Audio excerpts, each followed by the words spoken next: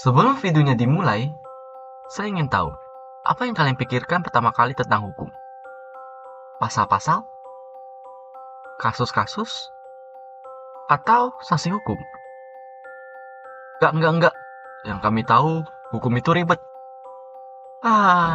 Ya begitulah hukum. Sifatnya mengatur dan memaksa. Lalu, kenapa harus ada hukum? Badan ribet. Tunggu dulu. Enggak semuanya yang ribet itu tidak baik. Nah, pertanyaan ini sering dipertanyakan oleh banyak orang. Bahkan bukan hanya itu saja. Menurut saya ada 3 pertanyaan yang sering ditanyai oleh banyak orang. Yang pertama, apa sih hukum itu? Lalu, kenapa harus ada hukum? Dan bagaimana kalau hukum itu tidak ada? Sebenarnya pertanyaan ini simpel, tapi masih bikin orang banyak bingung dan bertanya-tanya tentang hal itu. Dimulai dari apa sih hukum? Sebenarnya di video sebelumnya, arti hukum tidak bisa diartikan dengan satu sudut pandang saja, karena hukum artinya sangat luas. Mungkin kita bisa mulai dari pendapat para ahli tentang.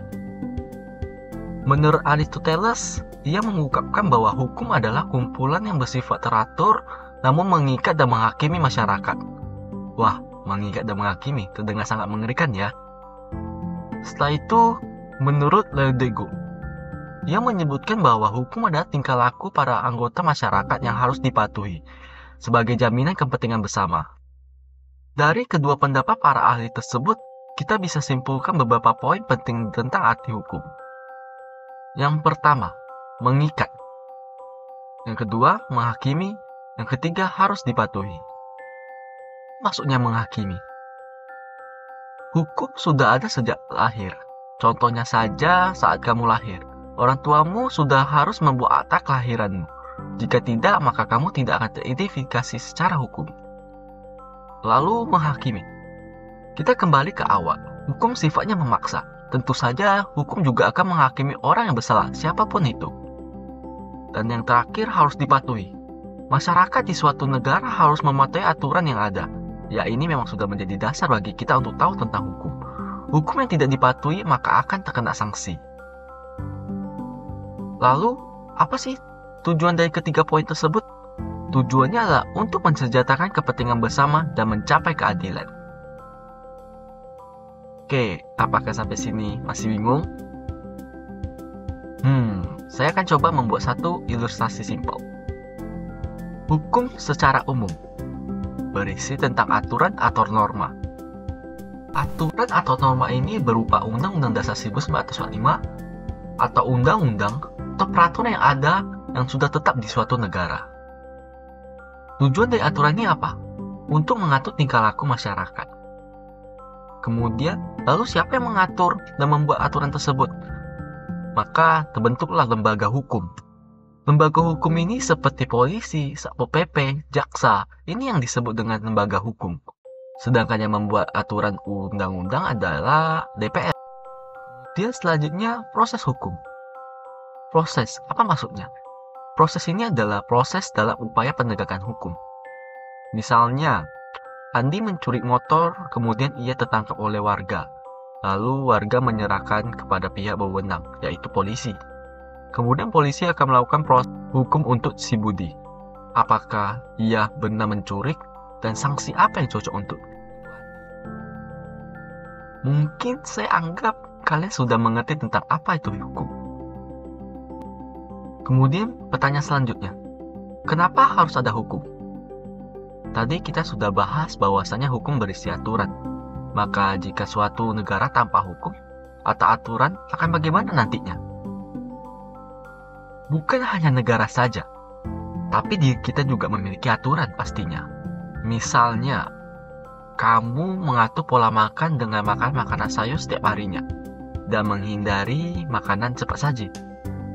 Suatu saat kamu merasa bosan dan tidak lagi mengatur pola makan secara teratur, maka yang berdampak adalah kamu akan obesitas. Sama halnya dengan negara. Jika tidak ada hukum, maka akan banyak dampak negatif yang terjadi.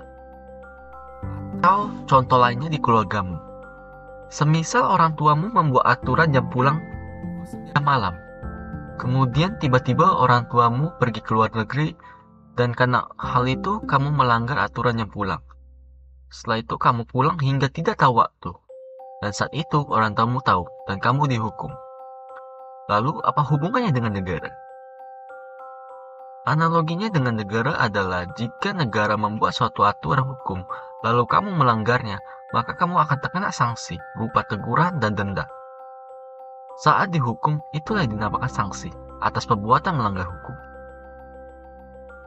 Kesimpulannya, harus selalu ada, karena hukum yang membatasi dan menjaga tingkah laku manusia dalam melakukan suatu perbuatan yang buruk. Lalu, bagaimana kalau hukum itu tidak ada? Apa yang akan terjadi?